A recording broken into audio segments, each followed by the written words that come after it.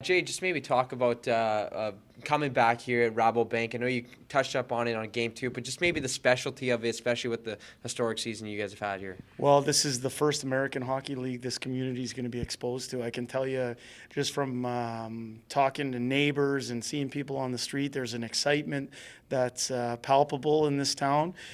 This community is very proud of this team and what it's accomplished through the regular season. They're excited to see the intensity and competition of a playoff game, and we know that it's going to get our fellas really fired up. Jay, what's the biggest mandate heading into tomorrow's game? Well, I think when you look back over the two games, we were able to earn a split in a very tough building. We did some really good things in both games. There's some areas that we can get better at. But if you look at game two as a whole, the game that we didn't win, we gave up very few shots. Halfway through the period or the second period, I looked up, there were only 9 shots against. That's a good sign. So we're doing lots of good stuff 5-on-5. I think there's moments in hockey games that we can manage a little bit better.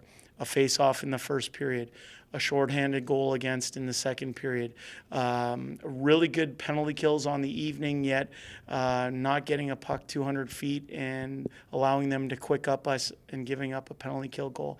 Those are all moments that I think are controllable. They're moments that we can use to improve and build our game going forward.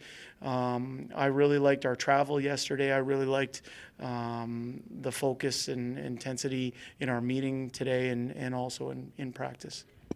In the first, I think it was in the first minute of game two, they were able to get on the board early. In your experience, how much does that change the demeanor of the hockey club or their mindset of where they're at, knowing that they're going to be playing behind right away? Well, I would say that we have great leadership. And we really liked the way we started the game. I thought the shots to open the game were about 7-1. They happened to score on one of those moments we talked about, a face-off, and that's good for them. But our leadership says all the right things on the bench, has a real calmness about them, and we just got back to getting down to work. We've, this entire year we've found ways to win games in different fashions. We've won high-scoring games. We've won low-scoring games. We've won games where we've gotten lead in the first period. We've come from behind. So I think that starts with our leadership.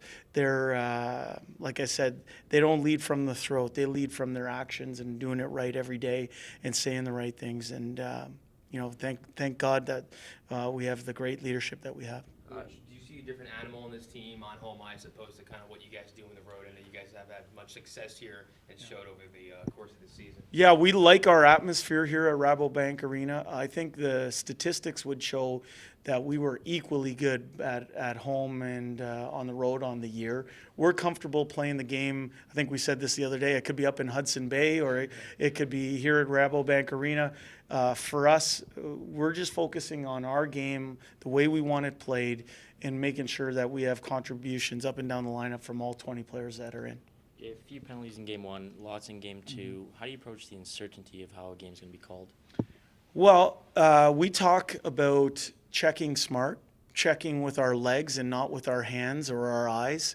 We want our players to be on the move and check the right way. I think the best form of checking is spending your shifts in the other team's end and grinding teams down. And when you do that, more often than not, you're the beneficiary of more power plays than the other team. I think that the statistics have shown throughout the regular season that we're a team who draws penalties, not takes them. Colorado's the most penalized team in the Pacific Division in the American Hockey League. It's incumbent upon our power play to generate momentum when those penalties are called.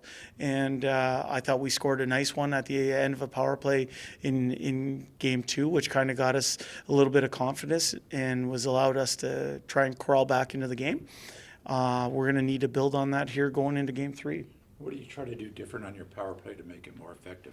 Well, we talked a lot today about starting with the puck off faceoffs. We talked about cleanliness of entries. We talked about getting shots through and recovering pucks. The biggest thing for us, our power play needs to create momentum. The production takes care of itself. If we're doing the right things, we're coming at teams with multiple scoring chances and eventually breaking them down. The Marody Benson Curry line has been effective all year, Mm-hmm. not so much in the first two games. Anything that they're doing different, or is it just Colorado doing a good job of keeping them in check? Well, Griff, I would say that that line has been a good line for us. They've played the entire 200 feet of the rink. They haven't scored, but that happens in playoff hockey. There's no time and no space out there. They're young players, and even Josh is experiencing his first playoff hockey as a professional. They've gotten their feet wet. They have that experience. They checked well. They didn't give up much chances-wise. I believe that they will produce and they will have a positive effect on the game by playing the game the right way. They're too good of a players to not have that effect on games. So we're asking them to play the right way, to work through the holds, work through the obstruction, find your open ice, and make good on the chances that you are getting. For us, we realize while they might, in a regular season hockey game, get 12, 13 chances in a game. In the playoffs, it goes down to 7 or 8. So make good on the 7 or 8 that you do get. I think they've been shooting the puck. Their Corsi numbers and analytic numbers are pretty good, and that means they're driving possession for our team. Now it's about finding that finishing touch. Coach, is there extended pressure in a short series like this, 5 games? I mean, not you guys in particular, but other teams, especially on the East, a couple games and they're down 0-2. Next thing you know, they can pack it up. Is there extended pressure in scenarios like this, especially in an odd game like tomorrow? I don't think so. I think our team has had a calmness about it all year. We've been trying to preach playoff style thinking, playoff style execution, playoff style responses to non-victories. So we felt that we've used our 68 game schedule as best we could to prepare us for this type of situation. Our focus right now is on playing to our potential tomorrow night in game number 3. We're very happy that we're on home ice, and we want to bring the game to the opponent. Good? Yeah, sure. Coach, just an opportunity to skate in front of the crowd here in Bakersfield. I know we've been talking about it all season long. You have an opportunity to kind of show off to these fans who've been with you guys kind of from the start of the season. Just talk about for them back home, what this means for the city and the community itself. I think there's a real jump in the step, not only in the players and the coaches, but there's a jump in the step of the entire organization. Everybody is fired up. Everybody's behind this team. We use the words connected a lot this year, and connected to our community was a big part of that. I think that our fan base gives us a competitive advantage, especially when this arena is rocking the way it can. And down the stretch, we know that it propelled us to a lot of victories. We're looking forward to making this community proud by laying it all out there in game number 3, and we're excited about the opportunity.